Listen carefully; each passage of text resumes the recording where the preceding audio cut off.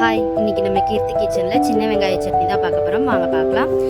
Mixie ஜாரில் 2 கைப்பிடி அளவுக்கு சின்ன வெங்காயம் தோல் உரித்து எடுத்ததை சேர்த்துக்கலாம்.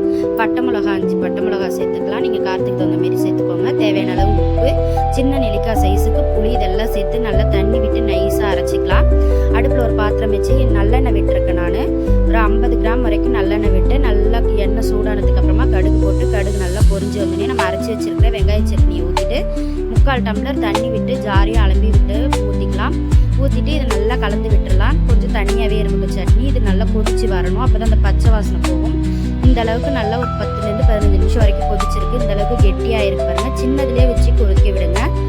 இப்போ நல்லா கொதிச்சதுக்கப்புறமா நம்ம 1 ஸ்பூன் கடலை மாவு எடுத்திருக்கேன். அதுக்கு 3/4 டம்ளர் தண்ணி விட்டு நல்லா தண்ணியாக கரைச்சிக்கணும். கடலை மாவை கெட்டியாக கரைக்கக்கூடாது. இந்த அளவுக்கு நல்லா தண்ணியாக கரைச்சி இந்த சட்னியில் விட்டு நல்லா கலந்து விட்டுடலாம். கட்டி தட்டாமல் நல்லா ஒத்தாப்பில் கலந்து விட்டு இது ஒரு 5 நிமிஷம் கொதிக்கணும். அந்த கடலை மாவு பச்சை வாசனை போகணும்.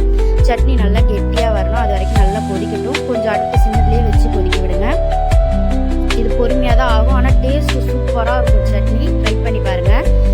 மேலே எண்ணெய்லாம் வருது பாருங்கள். கசிஞ்சு நல்லா சட்னி நல்லா கெட்டியாக எடுத்து இப்போ நம்ம அடுப்பு ஆஃப் பண்ணிடலாம். நம்மளுடைய சின்ன வெங்காய சட்னி சூப்பராக ரெடி ஆகிடுச்சு. ட்ரை பண்ணி பார்த்துட்டு எப்படி இருந்துன்னு சொல்லுங்கள். தேங்க்யூ.